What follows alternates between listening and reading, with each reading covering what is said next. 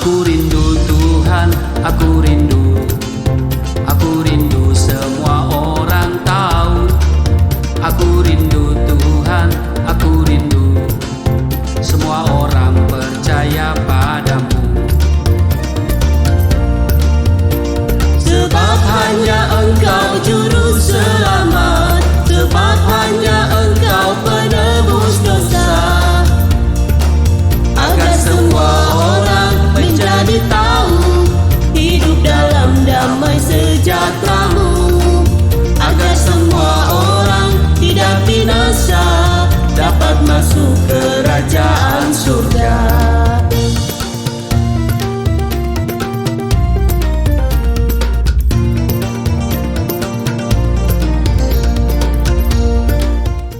Shalom Bapak Ibu, sahabat Galilea yang diberkati oleh Tuhan Yesus. Jumpa lagi bersama saya, Pendeta Muhammad Rusli Monoarfa, bersama istri di akhir pekan ini. Dan saudara, mungkin saudara sedang mempersiapkan diri untuk kegiatan-kegiatan di akhir pekan. Seperti biasa, mari kita siapkan diri sebelum kita beraktivitas, sebelum kita berkegiatan, kita membaca, dengar, dan renungkan firman Tuhan. Mari kita berdoa.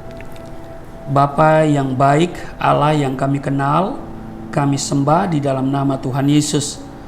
Kami datang di hadapan-Mu, kami kuduskan nama-Mu, datanglah kerajaan-Mu, jadilah kehendak-Mu di bumi seperti di surga.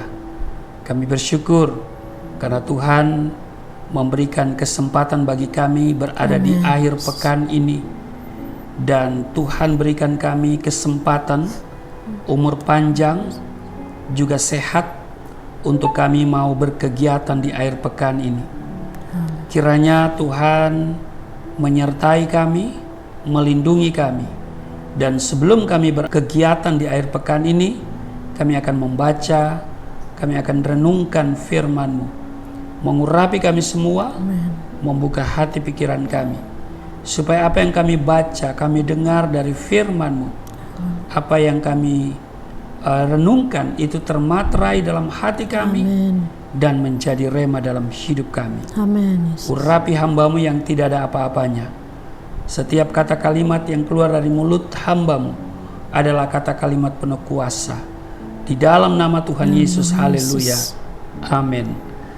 Bapak Ibu, sahabat Galilea yang diberkati oleh Tuhan Yesus, kita akan membaca dari Mazmur 37 pada ayat 25 sampai dengan 35. Silakan, istri saya akan membacakan bagi kita semua. Mazmur pasal 37 ayat 25 sampai 35. Dahulu aku muda, sekarang telah menjadi tua, tetapi tidak pernah kulihat orang benar ditinggalkan atau anak cucunya meminta-minta roti. Tiap hari ia menaruh belas kasihan dan memberi pinjaman, dan anak cucunya menjadi berkat.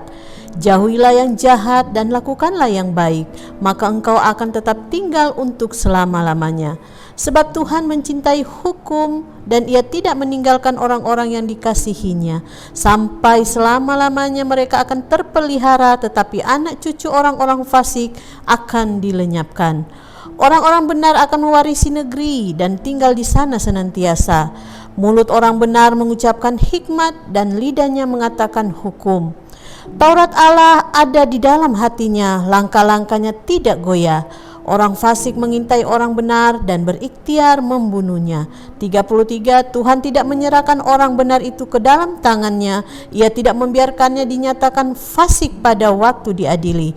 34, nantikanlah Tuhan dan tetap ikutilah jalannya, maka ia akan mengangkat engkau untuk mewarisi negeri, dan engkau akan melihat orang-orang fasik dilenyapkan. 35, aku melihat seorang fasik yang gagah sombong, yang tumbuh mekar seperti pohon aras Libanon.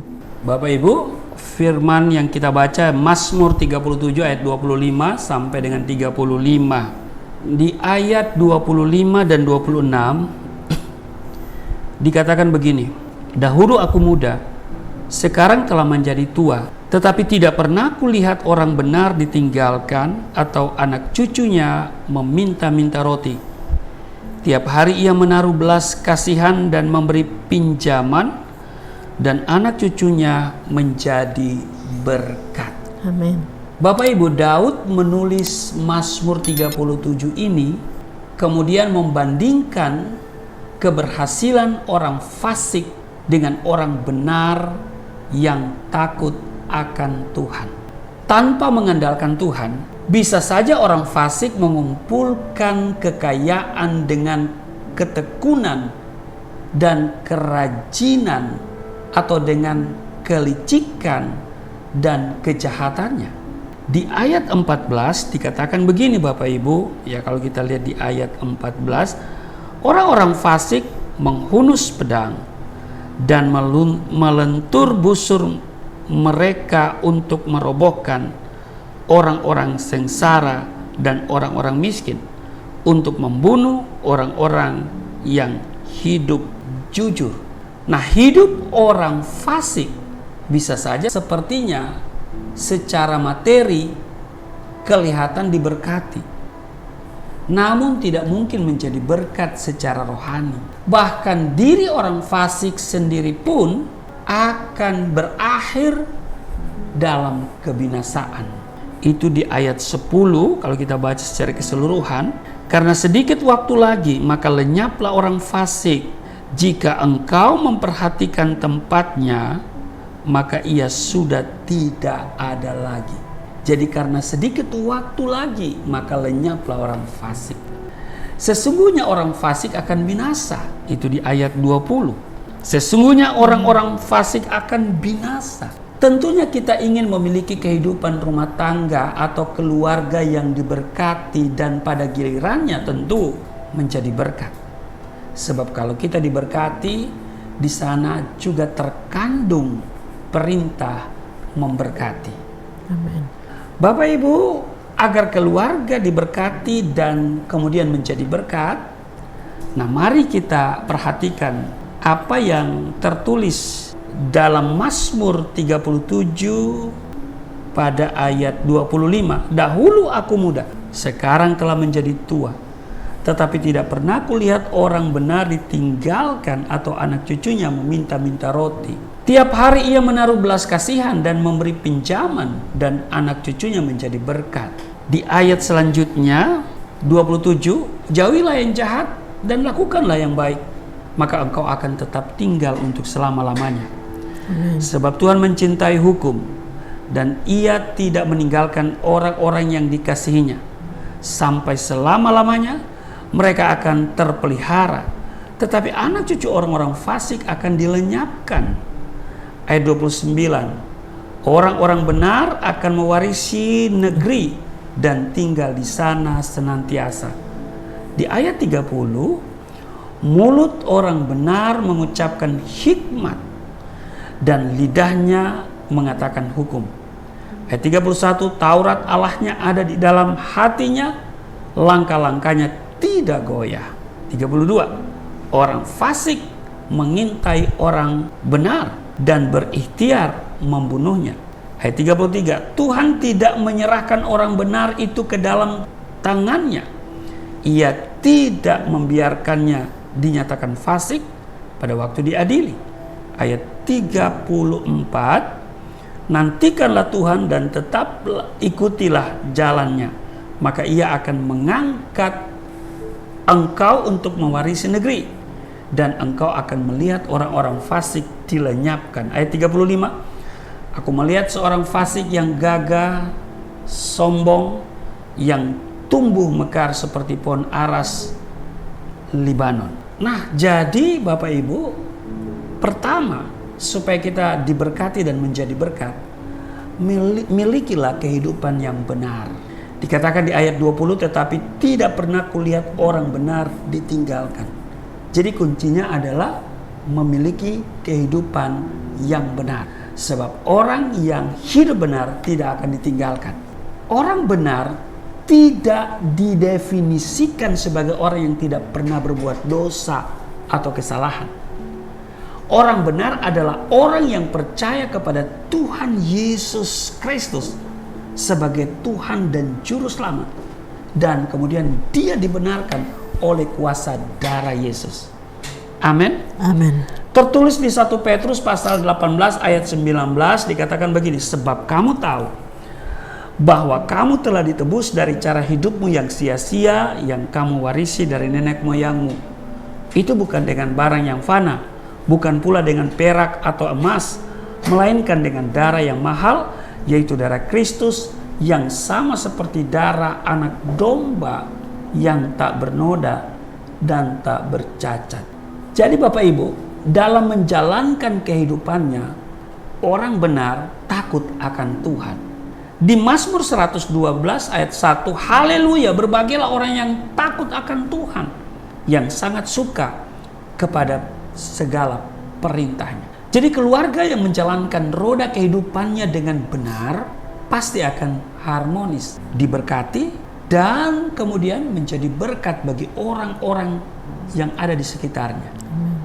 Masing-masing anggota keluarga, baik itu suami, istri, dan anak-anak, tentu bertanggung jawab menjalankan perannya, bukan karena takut kepada manusia, tetapi takut kepada Tuhan. Amin. Amin. Jadi takut akan Tuhan itu seperti apa? Takut akan Tuhan itu mencakup yang pertama kehidupan yang senantiasa mendekatkan diri kepada Tuhan. Yang kedua, takut akan Tuhan itu mencakup menjauhkan diri dan membenci dosa. Jadi takut akan Tuhan itu menjauhkan diri dari kejahatan dan membenci dosa. Yang ketiga, orang yang takut akan Tuhan itu melakukan kebenaran firman Tuhan dalam praktek kehidupan sehari-hari. Nah, karena itu Bapak Ibu, mari kita doakan suami kita, istri kita, atau anak-anak kita supaya senantiasa hidup takut akan Tuhan. Amin. Demikian juga, mari kita mulai dari diri kita secara pribadi, lepas pribadi. Senantiasa berusaha menjadi orang yang takut akan Tuhan dan rendah hati. Jadi, takut akan Tuhan itu mencakup 3 hal yang saya katakan tadi, yaitu kehidupan yang senantiasa merendahkan diri di hadapan Tuhan, kemudian menjauhkan diri dari segala yang jahat, dari segala bentuk dosa, dan membenci dosa, dan melakukan kebenaran firman Tuhan dalam praktek hidupnya sehari-hari. Orang benar bukan orang yang tidak pernah berbuat salah, bukan orang yang tidak pernah melakukan dosa, tetapi orang yang menerima Yesus, membuka hatinya, menerima Yesus, mengakui segala kesalahannya, dan mau bertobat. Amin. Amin. Mau bertobat. Jadi kita harus memulai dari diri kita secara pribadi, dan kita selalu mau berusaha menjadi orang yang takut akan Tuhan, hidup dalam kebenaran.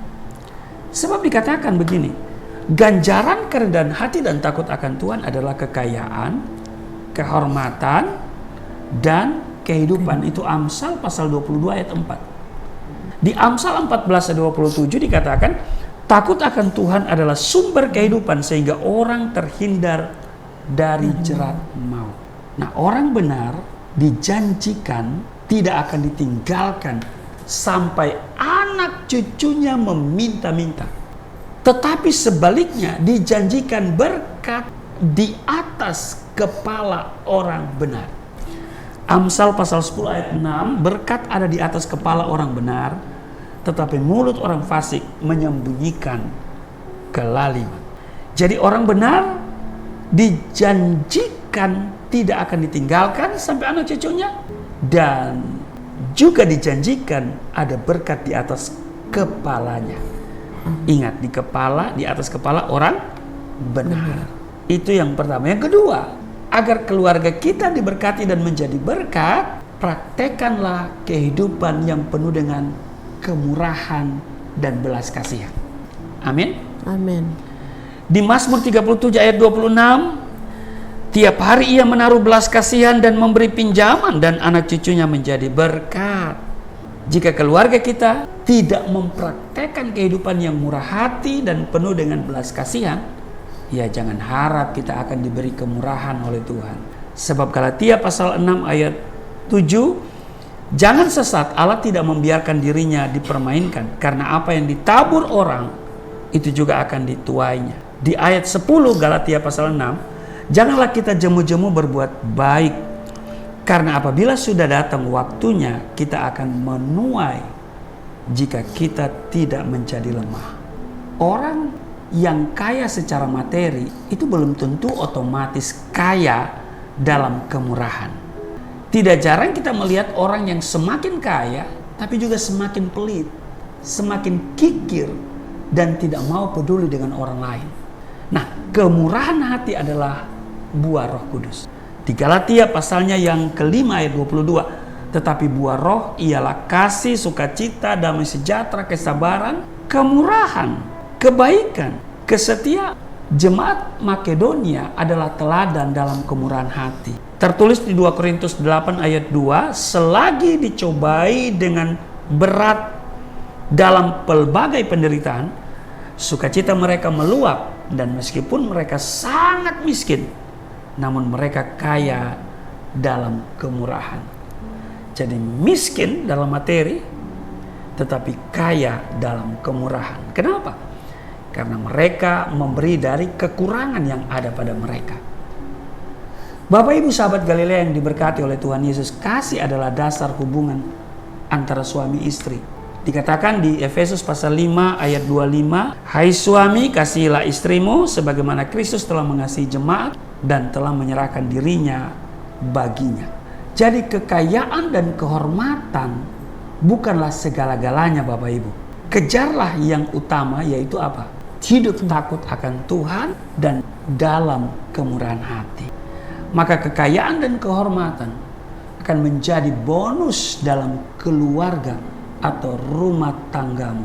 Dengan demikian, keluarga yang diberkati dan menjadi berkat bukan sekedar impian, tetapi akan menjadi kenyataan. Amin. Bersama Tuhan, kita mampu mewujudkannya. Amin. Amin. Selamat berakhir pekan, selamat berkegiatan. Ya, di akhir pekan ini, Tuhan Yesus menyertai dan memberkati kita semua. Mari kita berdoa. Terima kasih Tuhan, kami diingatkan supaya kami hidup takut akan Tuhan, hidup benar, dan karena itu kami akan memperhatikan bagaimana kami hidup. Amin. Takut akan Tuhan kami pelajari hari ini, mencakup kehidupan yang senantiasa mendekatkan diri kepadamu, menjauhkan diri dari segala bentuk kejahatan dan membenci dosa, serta melakukan kebenaran firman-Mu dalam praktek kehidupan sehari-hari. Mampukan kami Roh Kudus untuk hal itu, sehingga kami sebagai keluarga kami diberkati, tapi juga kami menjadi berkat. Amin. Terpujilah Engkau, berkati seluruh sahabat Galilea dalam kegiatan di akhir pekan ini.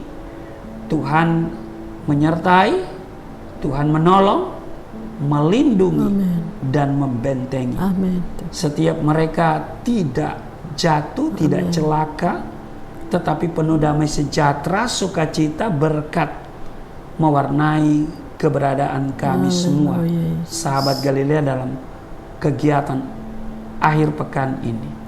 Terpujilah Engkau di dalam nama Tuhan Yesus. Amin.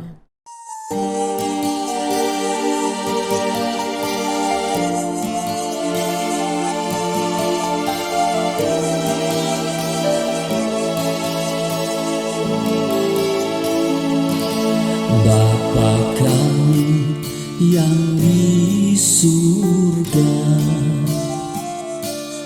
dimuliakanlah nama-Mu. Datanglah kerajaan, jadilah kehendak-Mu di bumi seperti di surga.